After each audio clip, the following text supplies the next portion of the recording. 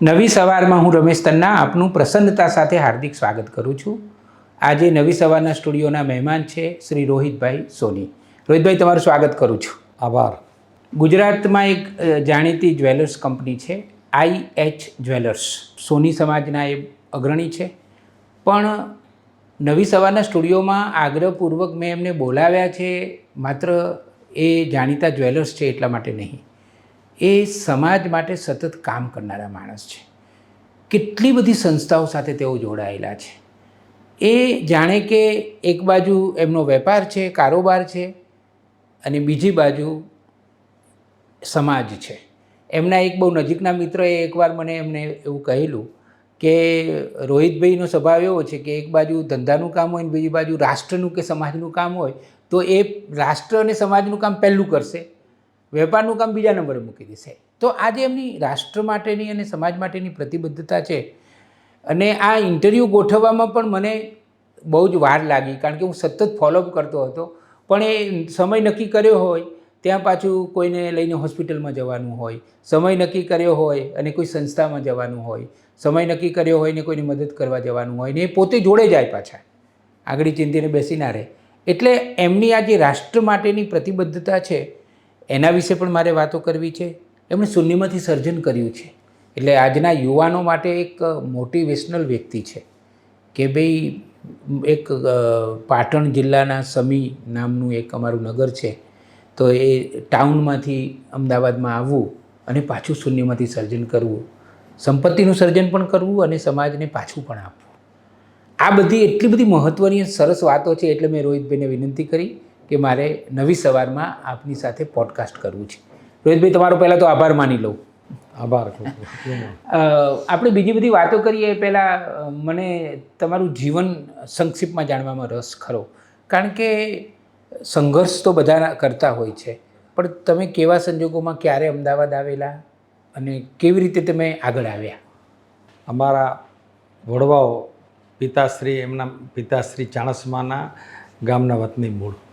ચાણસ્માથી પછી અમારે ખેતીની જમીનો ગાયકવાડ સરકારની હદ હારીજમાં પૂરી થાય પછી નવાબની અંદર એટલો લોટ સમિત તાલુકામાં જમીન આપવામાં આવી હતી અને જલાલાબાદમાં અને આજુબાજુમાં.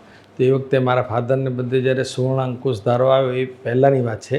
તો મારા દાદાને બધા ચાણસ્મા મૂળ વતન, ત્યાંથી અમે સમીમાં, મારો જન્મ સમીમાં, મારા બાપુજીનો, મારા દાદાનો બધાનો જન્મ ચાણસ્મામાં.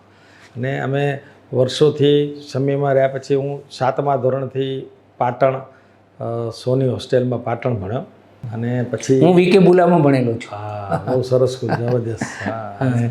પછી પાછું બીડી હાઈસ્કૂલમાં હાયર સેકન્ડરી કરી. બરાબર. અને પછી પાછા અમદાવાદ ભણવા માટે અહીંયા આવી ગયા. અને અહીંયા અમદાવાદની આશ્રમ રોડ ઉપરની CU કોમર્સ કોલેજમાં, પહેલાં HL કોમર્સ કોલેજમાં 1% માટે આપણે એડમિશન નહોતું મળ્યું અને એના કારણે પછી આપણે CU કોમર્સ કોલેજમાં એડમિશન લીધું, ત્યાં ભણ્યા. પછી ગ્રેજ્યુએશન થયા અને અહીંયા ગ્રેજ્યુએશન થયા પછી આપણે પોતે આપણા એવું નક્કી કર્યું કે ભાઈ આપણા વતનમાં વઢિયારમાં, ત્યાં ખારાપાટ ને વઢિયારને બધું કશું ઉજ્જડ છે, ત્યાં ધંધા રોજગાર માટે લોકોનું જોઈએ. પછી આપણે ખ્યાલ આવે પુરુષાર્થ કરવા માટે મોટું શહેર વધારે સારું. તો આપણે એના માટે આપણે અહીંયા સ્થાયી થયા અને થોડો ટાઈમ માટે વતનમાં ગયા. તો પછી પિતાશ્રીનો જે સોના ચાંદીનો બિઝનેસ હતો એને પછી ત્યાં એ નાની દુકાનમાં ઘડવાનું કામ કરતા જાતે. પોતે? મારા ફાધર. તમારા પિતાજી? મારા પિતાજી, એમના પિતાજીનું નામ ઈશ્વરલાલ રોહિત. તમારા દાદાનું નામ હરજીવનદાસ. બરાબર છે. એટલે તમારી જે પેઢી છે, તમારી કંપની છે, એનું નામ છે Ishwarlal Harjivandas. I for India, H for Hindustan. ઓહ, વાહ વાહ વાહ. એટલે એ રીતે યાદ રાખીએ ભાઈ, I for India, H for Hindustan. અને એ બીજી રીતે પણ સાચું છે કે તમારા જીવનમાં પણ એ છે, ભારત છે. અને બીજું પાછું એમાં ફાધરની એકદમ બહુ પુરુષાર્થ. મારા દાદા પણ એટલો પુરુષાર્થ હતો. ચાંદીની 35 કિલોની પાટ છે ને, એ વખતે બહુ પરિસ્થિતિ વિકટ હતી. આખું પરિવાર મોટું હોય, એમાં લોકોને માણસો. તો મારા દાદા ચણા ગોળ અને ખાઈને 35 કિલોની પાટ ટેપી નાખતા.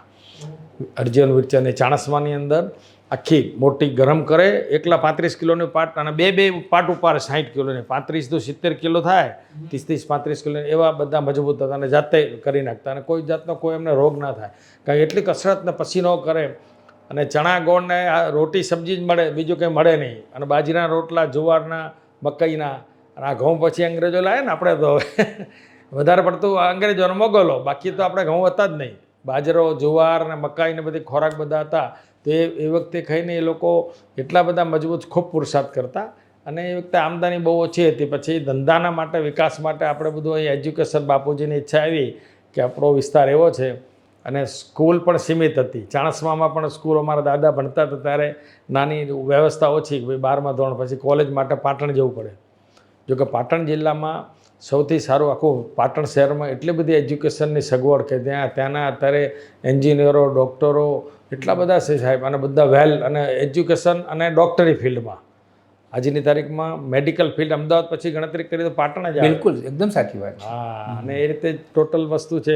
એમાં એજ્યુકેશનમાં એની સાથે જે આપણા જૈનો અને વૈષ્ણવ શ્રેષ્ઠીઓને બધી દીર્ઘ દ્રષ્ટિ હતી કે આજનું મોગલો, અંગ્રેજો આપણા ઉપર તો 800-900 વર્ષ મોગલોએ શાસન કર્યું. એ વખતે સ્કૂલો બોલો કશું જ નહીં, બધું ભણાવવાનું એ લોકો રાખતા મદ્રેસાના કારણે. પછી અંગ્રેજોએ જે વ્યવસ્થા ઊભી કરેલી એ આપણી બધી વિભાજન કરીને કરવાની હતી. એના કારણે આપણા બધું બાપદાદાઓએ જે સ્કૂલો બનાવી, જે પાટણમાં સ્કૂલ બનાવી, કોલેજો બનાવી, પછી મહેસાણામાં આપણા બધા ઘણા બધા એજ્યુકેશનના સ્થળ બનાવ્યા. એના કારણે આપણે શિક્ષણનો વ્યાપ વધ્યો અને શિક્ષણ પામીને આપણે અમદાવાદમાં આવ્યા. અમદાવાદમાં આવ્યા પછી હું પતંગ નીચે હરજીવનદાસ જોઠાભાઈ ઝવેરીમાં 700 રૂપિયામાં નોકરી લાગ્યો હતો, 700 રૂપીસ. અને એ વખતે પછી નોકરી લાગ્યા પછી અનુભવ માટે. અને તે વખતે સાયકલ ચલાવીને હોસ્ટેલમાં રહેતા હતા. આપણે સોની હોસ્ટેલ, HL કોમર્સ કોલેજ પાછળ છે. હા, એની પાછળ રહેતા હતા. અને બહુ ફી એ વખતે બહુ ઓછી હતી. આખા વર્ષની 6 મહિનાની 100 રૂપિયા, 50-100 રૂપિયા ભરીએ એટલે આપણે વર્ષમાં ખાવા પીવાનું બધું બહુ સસ્તું. 1977, 78 એટલે. અને એ પછી અહીંયા અમદાવાદમાં સ્થાયી પછી એવું કર્યું કે આપણે ત્યાં વતનમાં જઈને કરશું શું ત્યાં. એના માટે પછી અમદાવાદમાં સ્થાયી થઈને ત્યાં 4 વર્ષ એક્સપિરિયન્સ લીધો. અને પછી એક નાનકડી શોપ લીધી આપણે 225 સ્ક્વેર ફૂટની સેજી રોડ ઉપર અમર કોમ્પ્લેક્સમાં. અને એ બાપુજી થોડા પૈસા આપ્યા. હપ્તે પૈસા ભરવામાં પણ 1.5-2 વર્ષ થઈ ગયા. 2 વર્ષે પછી આપણે પોઝિશન લઈ શોરૂમ ચાલુ કર્યો. એ વખતે બીજો નંબરનો શોરૂમ અમારો હતો. એક સત્યનારાયણ જડિયા હતો જૂનો, બીજો નંબર અમારો. કયા વર્ષે? 1988. 1922-10-1988ના દિવસે આપણું ઓપનિંગ કર્યું હતું. અને પછી ભગવાનની બધી કૃપાથી અત્યારે આપણી પાસે ત્યાં સીજી રોડ ઉપર 7500 સ્ક્વેર ફૂટનો શોરૂમ છે, ઉપર નીચે. અને મણિનગરમાં એક 2500 સ્ક્વેર ફૂટનો શોરૂમ છે. પછી એક સાયન્સ સિટી રોડ ઉપર એક સિલ્વર સ્ટુડિયોનો પણ શોરૂમ 2500 સ્ક્વેર ફૂટનો છે. અને 2 ફ્રેન્ચાઇઝી આપણી પાસે, એક સિંધુ ભવનમાં લાઇમ લાઇટ કરીને લેબગ્રોન ડાયમંડની ફ્રેન્ચાઇઝી છે. એક વડોદરામાં પણ ફ્રેન્ચાઇઝી છે આપણી પાસે, એ ત્યાં ગાંડા સર્કલ ઉપર. અને બધી અસીમ કૃપા ભગવાનની થઈ. અને આપણે પુરુષાર્થ, એક નીતિમત્તા જીવનમાં આપણે મહત્ત્વનું છે. આપણે એક વસ્તુ એવી છે, અમારો વ્યવસાય એવો છે કે અખા ભગતનું આપણે, તમે નામ તો સાંભળ્યું, કવિ હતા. તો અખો પણ સોની અમારા હતા જ, આપણા ફોડના, દેસાઈની ફોડના. તો એમને પણ પોતે ધર્મની બેન નથી સગી, તો ધર્મની બેન માની હતી. ધર્મની બેન બાજુમાં એને બેનને બહુ સાચવતા રાખતા.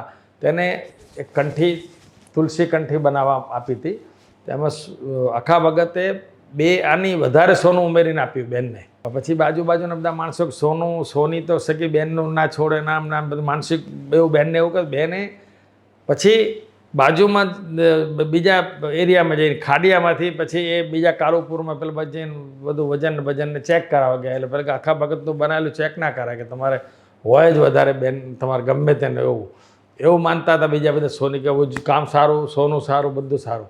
પછી આખા ભગતને ખબર પડી કે મારી બેન મારા ઉપર ટ્રસ્ટ નથી, તો આ બિઝનેસ જ ના કરાય. તો બધા કૂવામાં નાખી દીધા હતા હથિયારો બધા જ. સોનું ગાળવાની ભઠ્ઠી, થોડા છીણી, સાણસી, કાપણી બધું કૂવામાં નાખીએ. અમદાવાદમાં પોળમાં, ખાડિયામાં અને રાયપુરના કૂવામાં ત્યાં અને નાખી દીધું. પછી પોતે પાછા કવિ બની ગયા હતા. આપણે જોયું વાચાળ પ્રવૃત્તિ વાહ થઈ નળીઓ ખસીને તમે તેને અખાના છપ્પા. છપ્પા બસ. એટલે એ રીતે એ બધા છપ્પામાં એટલો બધો પ્રહારો કરેલા છે. અને બીજું એનું કારણ એક છે કે આ શું વિશ્વાસની વસ્તુ છે. મારા દાદા અને મારા ફાધરને બધા એવા હતા કે ત્યાં ચાણસ્મામાં રહેતા હતા. મારા દાદા પણ એવા નીતિમત્તાવાળા, કોઈનું એક પણ ગ્રામ આરામનું કશું લેવાનું નહીં, પ્રમાણિકતાથી કમાવાનું અને શુદ્ધ જ આપવાનું. એ વખતે 23 કેરેટનો દાગીનો ચાણસ્મામાં અને મારા દાદા કરતા હતા.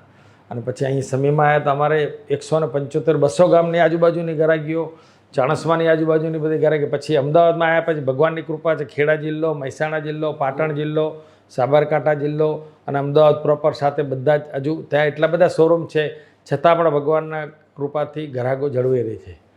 અને ખાસ કરીને નીતિમત્તા પહેલ પ્રમાણિકતા જીવનમાં ખોટું. આપણે સંઘના માણસ છીએ એટલે જીવનમાં પહેલું RSSમાં શીખવાડ્યું કે ભાઈ જે એકદમ શિસ્ત ડિસિપ્લિનથી શિસ્તથી રહેવાનું. અને મેઇન ચીજ શું છે, ખોટું જીવનમાં કરવાનું નહીં. કોઈનું આરામનો 1 રૂપિયો અત્યારે આવશે ને તો એક રૂપિયો 1 લાખ લઈને જશે. આ નિયમ જ છે કોઈનો. અને આપણે નીતિમત્તા પ્રમાણે જ કરવું, છોડવું નહીં. એના કારણે ભગવાનની કૃપાથી આપણો અપર લેવલ ઉપર શોરૂમ છે, પણ NRI ગ્રાહકો એટલા દરેક અમેરિકાના લગભગ 6 રાજ્ય સિવાય 6 થી 7 રાજ્ય સિવાય બધા રાજ્યમાં આપણા કસ્ટમર છે. અને લગ્ન કરવા માટે ભારતમાં આવે, દાગીના લેવામાં પણ આવે, ત્યાં કંઈક કોસ્ટ વધારે પડે એમને, મેકિંગ ચાર્જ, VAT બધું ટોટલ એની કોસ્ટિંગ વધારે પડે ને. ત્યાં લેબર કોઈ પણ ફ્રી નથી. સાહેબ જોડે હું તમારી જોડે તરફ આવ્યો, તન્ના સાહેબ જોડે ટાઈમ લીધો, તન્ના સાહેબનો 1 કલાકનું બિલ બીજાનું $2000 લેતા હોય તો $1500 મને આપે, ઓળખાણો હોય પણ આપે સગો આવે તોય. એટલે કશું ત્યાં અમેરિકા, યુરોપ આખું કોઈ કન્સલ્ટિંગ ફ્રી નહીં, ડૉક્ટરો ફ્રી નહીં, કશું જ નહીં. આપણે તો અહીંયા ઘણી વખત એવી આપણાને સેવા મળતી હોય છે ભારતમાં. માનવતા આપણામાં વળેલી છે, આપણામાં છે.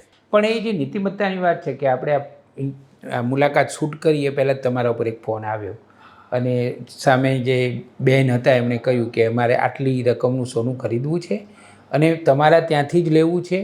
અને જાણે કે આમ એ જે એમના અવાજમાં જે વિશ્વાસ હતો અને તમને કહ્યું સ્પષ્ટ કે ભાઈ હું આવી શકું એમ નથી પણ અમારે લઈ લેવાનું છે ને બસ વાત પતી ગઈ. તો આ લેવલ સુધીનો વિશ્વાસ તમે કેવી રીતે સંપાદિત કરી શક્યા? એટલે એનું કારણ છે વર્ષોથી આપણે જે ગ્રાહકનો વિશ્વાસ કેળવવો છે ને, એની એક તો પહેલાં આપણી શુદ્ધતા, પછી એની ક્વોન્ટિટી, ક્વોલિટી અને એની સાથેના રિલેશનો, કસ્ટમર સેટિસ્ફેક્શન મહત્ત્વનું છે. હું રમેશભાઈ સાથે સંકળાયેલો, એમના પરિવારના કોઈ પણ વ્યક્તિને મેં એકદમ બધું ટોપ રીતે આપ્યું હતું. રમેશભાઈ 5 કસ્ટમરને કહેવાના જ છે કે આ અહીંયા જ્વેલર્સમાં જ જજો, બીજી કોઈ જગ્યાએ જતા નહીં, જવાનું જ નહીં કોઈ જગ્યાએ કે રોહિતભાઈને મળજો, બિપિનભાઈને મળજો.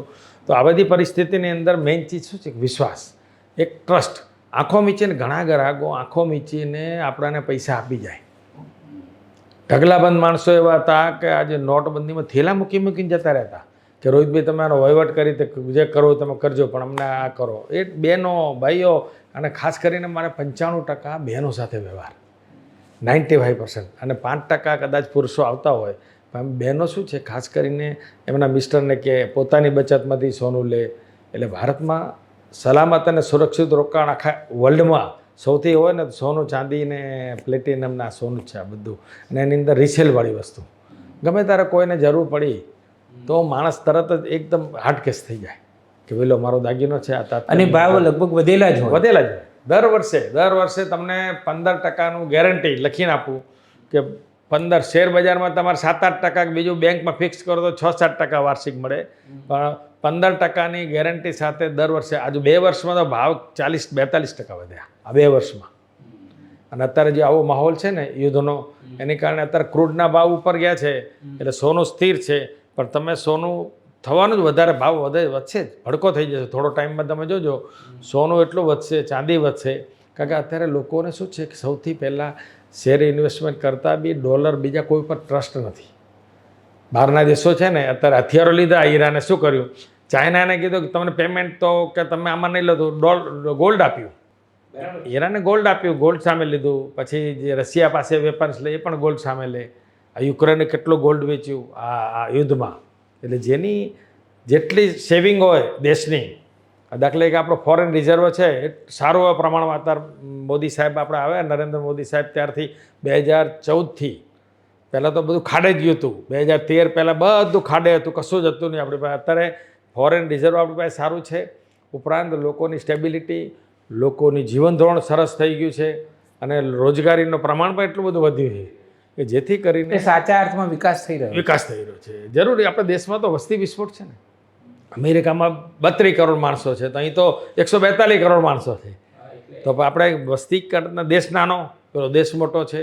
બધી રીતે ચારે બાજુ એમને મિનરલ માઇન બધું છે. આપણા દેશની અંદર બધી સારી વસ્તુ તો બધી નદીઓ જતી રહી પાકિસ્તાનમાં, આ નહેરુની ભૂલના બધા એના કારણે ગાંધીજીના બધા બધું વાત કરીએ આપણે અત્યારે રાજકારણની પહેલી નકામી, પણ દેશની અંદર જે વિભાજન થયું સારું બધું જતું રહ્યું. ત્યાં નદીઓ સારી જતી રહી, ટોપ, પછી ફળદ્રુપ જમીન. હવે 23% પાર્ટીશનને 33% જમીન આપી દીધી. હવે શહીદ ના થાય ને કોઈ, આપણા રાજા એમ કરે, આપણે 23% 100 રૂપિયાનો ભાગ કરીએ તો 23% વસ્તી જુદી પડે, 23% જમીન આપવી પડે ને. 33% જમીન આપી, બધા નદીઓ સારી લઈ ગયા આવીને, એને કારણે બધું કેટલું ઉપરથી કેટલા પૈસા આપ્યા હતા. એ બધી પરિસ્થિતિમાં સૌથી પહેલાં ગોલ્ડ રિઝર્વ આપણી પાસે જે દેશ પાસે હશે ને એ જ દેશ સમૃદ્ધ હશે. એટલે સોના ચાંદીની આપણે મેઇન વાત કરતાં આમાં ખાસ કરીને જો વસ્તુ એવી છે કે જે બી દેશ, કોઈ પણ દેશ, અત્યારની બધી સેન્ટ્રલ બેન્કો વર્લ્ડની, કોઈ પણ દેશની સેન્ટ્રલ બેન્કો છે ને એ બધી ગોલ્ડ રિઝર્વ કરે છે. ડોલર ઉપર ટ્રસ્ટ નથી. દાખલે કે રશિયાનો ડોલરો હતા તો અમેરિકા સીઝ કર્યા એની બેંકમાં, પછી ઈરાનના સીઝ કર્યા, પછી આ બધા દેશોને સીઝ કરી નાખીએ તો આપ ગમે તે અબજો ડોલર અંદર પડ્યા હોય, ટ્રિલિયનો, બધા સીઝ થઈ જાય તો દેશ પાયમાલ થઈ જાય. એટલે રોહિતભાઈ, સોનું એ સૌથી ભરોસાપાત્ર છે બધી જ રીતે, બજાર માટે પણ અને બચત માટે પણ અને રોકાણ માટે પણ, બધા માટે. હજારો વર્ષોથી ભગવાન રામ અને શંકર ભગવાનના આપણે વર્ષો ગણીએ તો કેટલા બધા ભગવાન રામને વર્ષ થયા. કૃષ્ણ ભગવાનને 5500, હમણાંની જ વાત કરીએ, 5556 વર્ષ 55 વર્ષ થયા કૃષ્ણ ભગવાનને. તો પણ ભગવાનની વખતે સોનાના મુગુટો, સોનાના અહીંયા બાજુબંધો, બધું સોનાના, બધા રાજા રજવાડા બધા પહેરતા હતા. તો એની બચત માટે ખાસ કરીને, અને બધા જ રાજાઓ રજવાડાઓ રિઝર્વ રાખતા ગોલ્ડ. જ્યારે પણ એમને અતિવૃષ્ટિ અનાવૃષ્ટિ, પહેલાં શું હતું, આકાશી ઉપર વરસાદ પડ્યો નહીં તો દુષ્કાળ પડે તો પ્રજાને શું ખવડાવે? તો રાજા બીજા રાજ્યમાંથી, બીજા રાજાઓ પાસેથી અમુક ખાવા પીવાની વસ્તુ લાવવા માટે એને ગોલ્ડ આપતા, સિલ્વર આપતા. અને એના કારણે એટલે હું એમ પણ કહું રોહિતભાઈ કે જૂનું એટલું સોનું એવું કહેવાય છે, પણ સોનું નિરંતર ગમે ત્યારે સોનું જ રહે છે.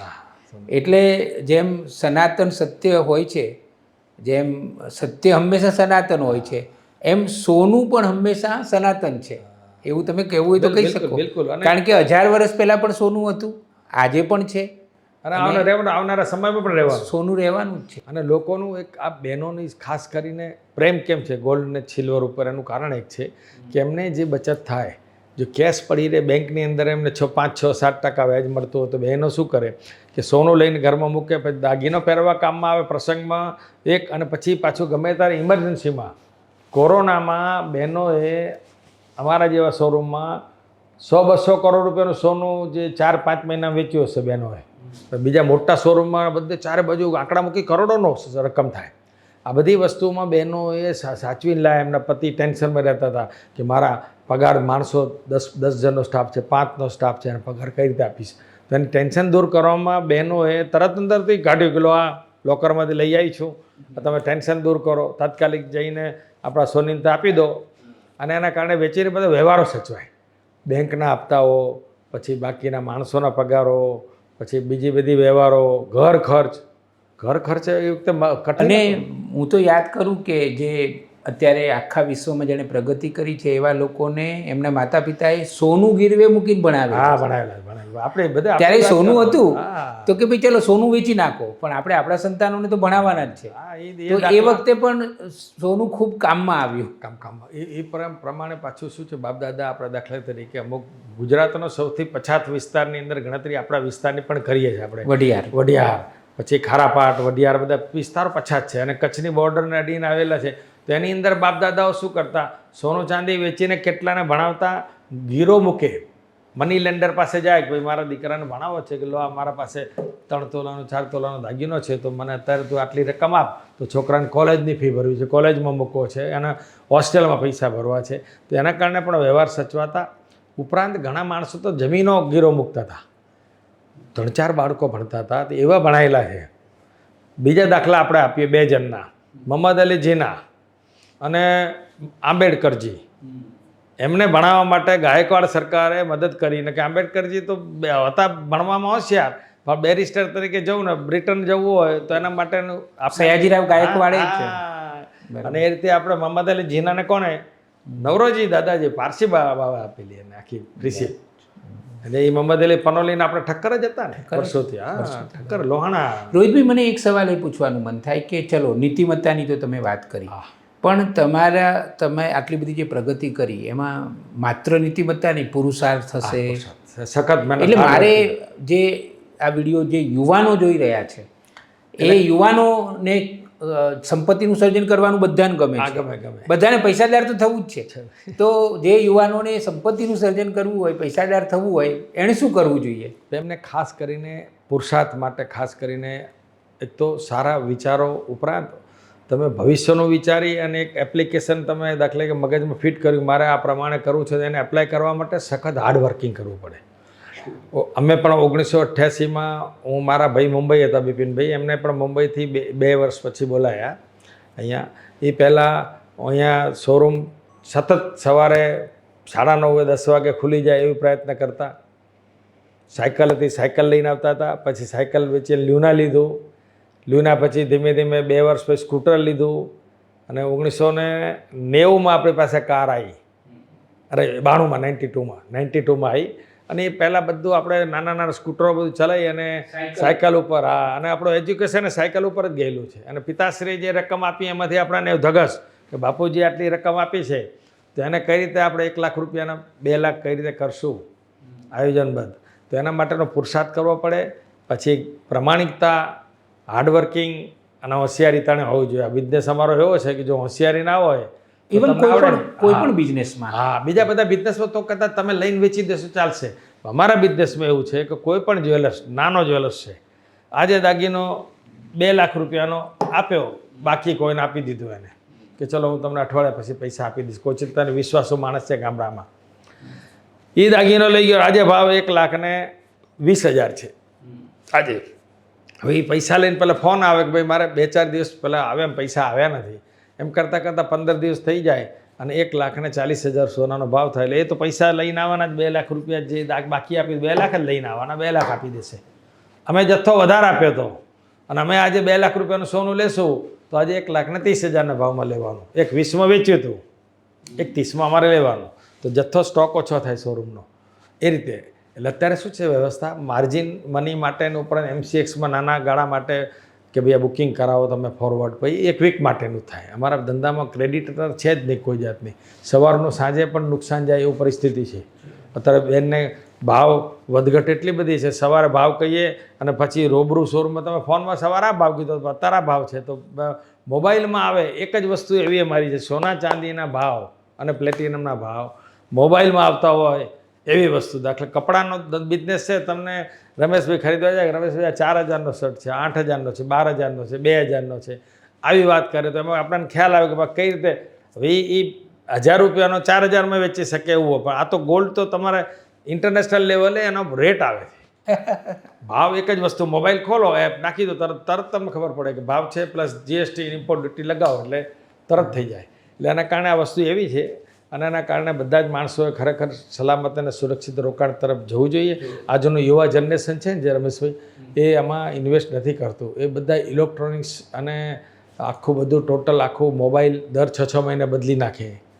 લેપટોપ, મોબાઈલ, બીજી બધી વસ્તુઓ, મોટર બાઇક, 5-5 લાખ રૂપિયા 7-7 લાખની બાઇક લે, મોટર બાઇક, અને રેસ કરે. મોટર એમાં એક્સિડન્ટો થાય, પછી મોટી મોંઘી કારો લે. તમે મોટા દુનિયાના સુખી માણસો પાસેને કાર તમે હમણાં તો વાંચ્યો છે કે આટલા દુનિયાના મહાન માણસો છે પણ નાની નાની કારો પોતે રાખે. સિમ્પલ લિવિંગ, જેમ રમેશભાઈ જિંદગીમાં સાદું જ જીવન જીવે છે, એકદમ ફર્સ્ટ ક્લાસ કોઈ જાતનું.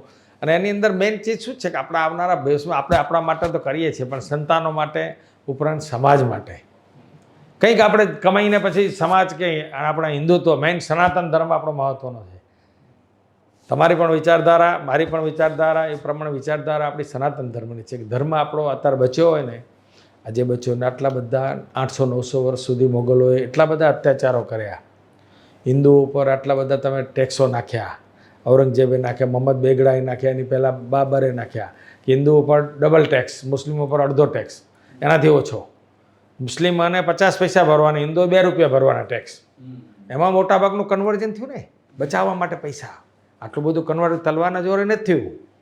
માણસોને આ રીતે કરતા હતા ધંધા રોજગારના કારણે. તેના કારણે હિન્દુઓને તોય હિન્દુ ધર્મ એટલો ટક્યો છે. વિચાર કરો કે આપણા ધાર્મિક આસ્થા, ભગવાન પ્રત્યેની આસ્થા, ધાર્મિક માન્યતાઓ, સંતો, આપણા મંદિરો કેટલા ધ્વંસ કરી નાખ્યા, છતાં પણ બચ્યું. એ રીતે આપણું પણ સોના ચાંદીનું પણ કામ એવું છે કે વર્ષોથી શંકર ભગવાન, લોર્ડ આપણે શિવા, રામ ભગવાનથી માંડીને જેટલા પરશુરામ ભગવાનથી માંડી બધા આવ્યા.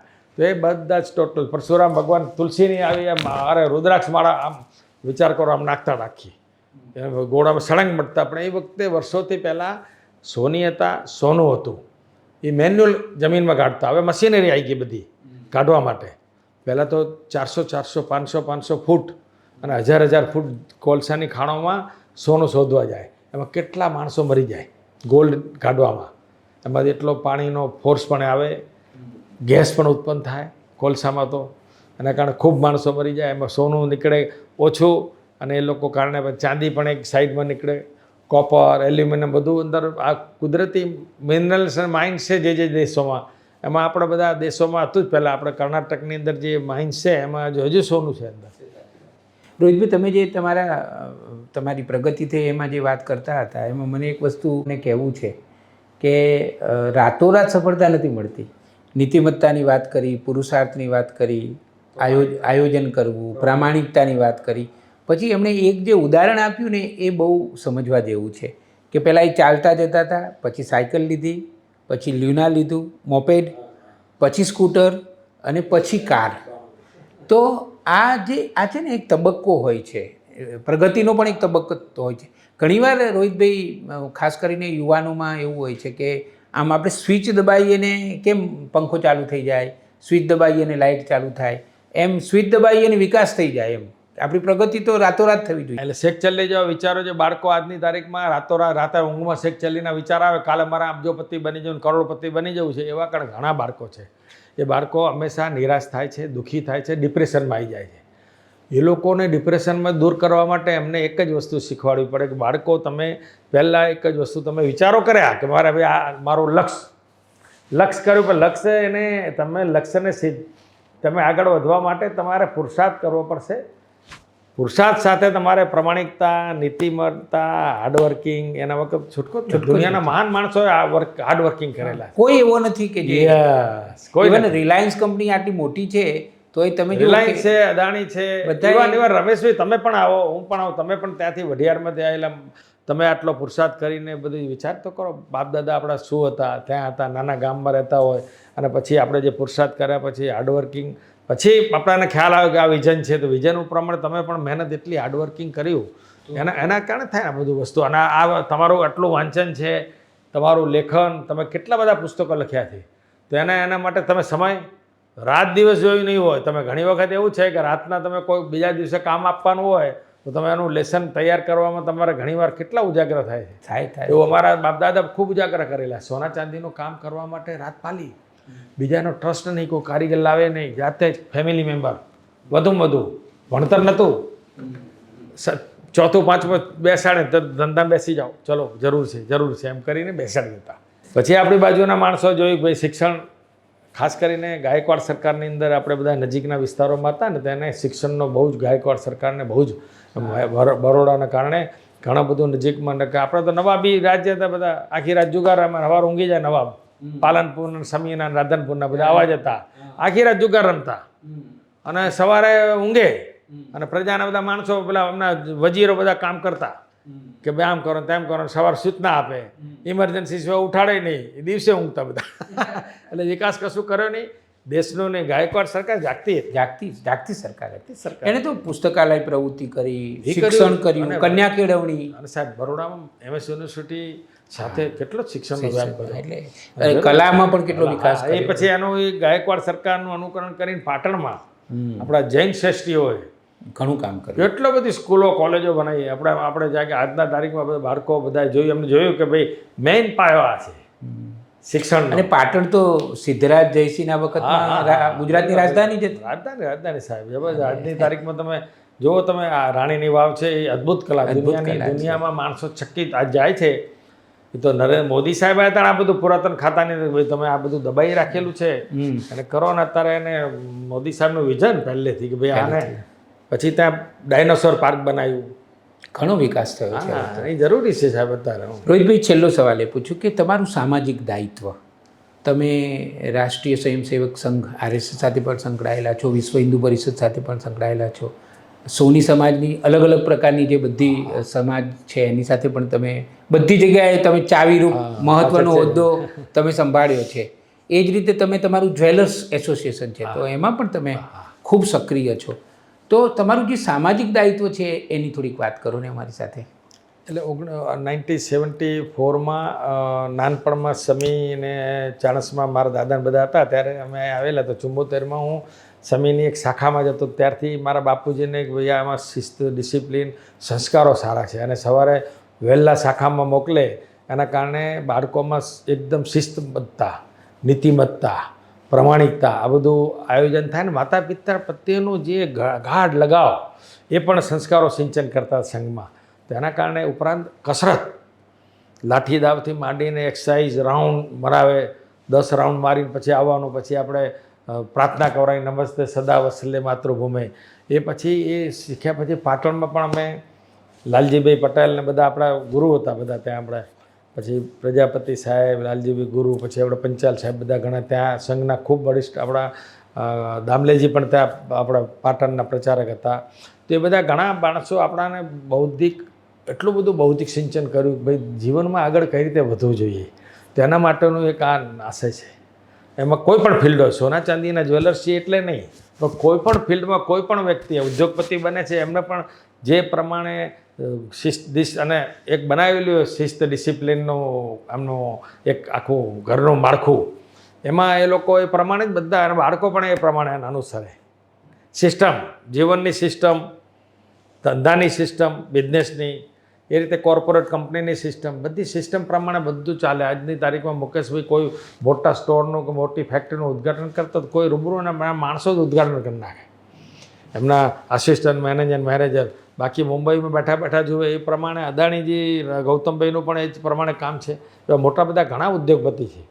એટલે બધા એના કારણે આપણે બધું જીવનમાં કોઈ પણ બાળકો આજની તારીખમાં કોઈ વિચારો કરે સેક્ચરલીનું, પણ સામાજિક સાથે જો તમે સંકળાયેલા છો તો તમે તમારા પ્રગતિના સોપાનો ઝડપી સર કરશો. હું રમેશભાઈને મળ્યો, રમેશભાઈ અમને મળ્યા, અમિતભાઈને, પહેલા ભાઈને મળ્યા, એમના વિચારો, એકબીજાના વિચારો શું કરે છે. સમાજ માટે આપણી ફરજ છે. આપણે જે સનાતન ધર્મમાં જન્મ લીધો છે એ સનાતન ધર્મની અંદર હિન્દુ ધર્મ આપણો બહુ મહાન છે અને અંદર આપણો જે આપણો પેટા જ્ઞાતિ છે એની અંદર સમાજમાં કામ કરવા સાથે ધર્મનું કામ કરવું આપણા માટે બહુ મહત્ત્વનું છે. અને હંમેશા જેમ બહારના દેશોની અંદર પોતે નફાના અમુક ટકા ખેરાત રાખે છે એમાં આપણે ધર્મની અંદર સનાતન ધર્મ માટે અમુક હિસ્સો નફાનો રાખવો જોઈએ. ભાઈ રાજસ્થાનમાં તમે જાઓ તો તમે સાવરિયા શેઠ જે સ્વરૂપ છે કૃષ્ણ ભગવાનનું આખું મોટું, ત્યાં એના માટેનો હિસ્સો રાખે છે. 1% હું રાખીશ મારા પ્રોફિટનો, મારા 10% નફો થયો છે, 1% ગલ્લામાં નાખી જ દે, 1 રૂપિયો, 10 રૂપિયા નફો થયો, 1 રૂપિયો વર્ષ એમ.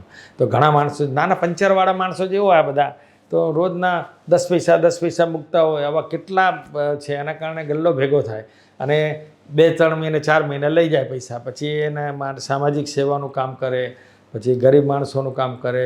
હવે તો સરકાર ઘણી બધી મદદ કરે. પહેલાં તો સરકારની આટલી મદદ નહોતી 2013 પહેલાં. હવે તો મા કાર્ડ, આધાર કાર્ડ, દવા, મેડિસિન, બધું શિક્ષણ, નાની પ્રાઇમરી સ્કૂલમાં શિક્ષણ મફત છે. એટલે ખૂબ બધું. પહેલાં તો એવું હતું જ નહીં. રમેશભાઈ અને રોહિતભાઈ ભણાય એ વખતે આપણા બાપુજી 50 રૂપિયા ફી ભરતા હતા, 25 રૂપિયા વર્ષની ફી ભરતા હતા. એ વખતે હતું. તો આ વખતે સરકાર ફ્રી કરાવે બધું. તો એના કારણે પણ લોકોને અત્યારે એના લાભ લે. અને ઉપરાંત એમાં માણસોએ સોશિયલ વર્ક કરવા માટે કે આપણી ફરજ છે કે હું જે ધર્મમાં જન્મ લીધો છે ધર્મ પ્રત્યે મારી શું ફરજ છે, હું જે વ્યવસાય સાથે સંકળાયેલો છે વ્યવસાય સાથે મારી શું ફરજ છે, સમાજમાં હું સંકળાયેલો મારી સમાજની મારી ફરજ શું છે, એ આપણે જરૂરી છે.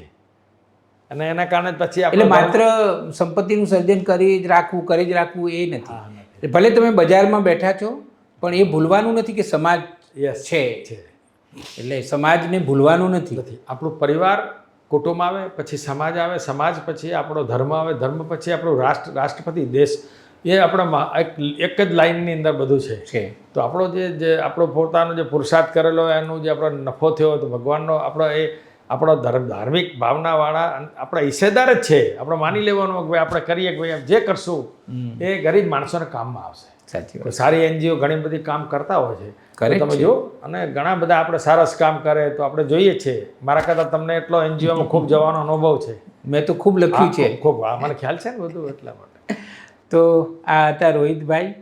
એવું કહેવાય છે કે સફળતામાં જ્યારે સર્વનો વિચાર ભળે, સમાજનો વિચાર ભળે ત્યારે સાર્થકતા બની જાય છે. એટલે રોહિતભાઈનું જીવન છે ને એ માત્ર સફળ જીવન નથી. એમણે શૂન્યમાંથી સર્જન તો કર્યું પણ પછી એમણે સમાજનો, રાષ્ટ્રનો વિચાર કર્યો. અને એટલે હું એમ કહીશ કે આજે આપણે જેમની મુલાકાત કરી નવી સવાર માટે એ રોહિતભાઈ સોની માત્ર સફળ વ્યક્તિ નથી, એ સાર્થક વ્યક્તિત્વ પણ છે. રોહિતભાઈ, તમે નવી સવારના સ્ટુડિયોમાં આવ્યા અને યુવાનોને અને બધાને જ ખૂબ જ ઉપયોગી થાય એવો સરસ ઇન્ટરવ્યૂ અમને આપ્યો, મુલાકાત આપી. ભગવાનને પ્રાર્થના કે દિન પ્રતિદિન આપ પ્રગતિ કરો, રાષ્ટ્રની સેવા તમારાથી સારી એવી પ્રમાણમાં થાય, લોકોને જાગૃતિ, યુવાન જે દ્રઢ અને એકદમ યુવાનોનો વિકાસ થાય એ માટેના તમારા પ્રયત્નો છે એ જાણીને ખૂબ અમને આનંદ થયો. તમારો ખૂબ ખૂબ આભાર માનું છું.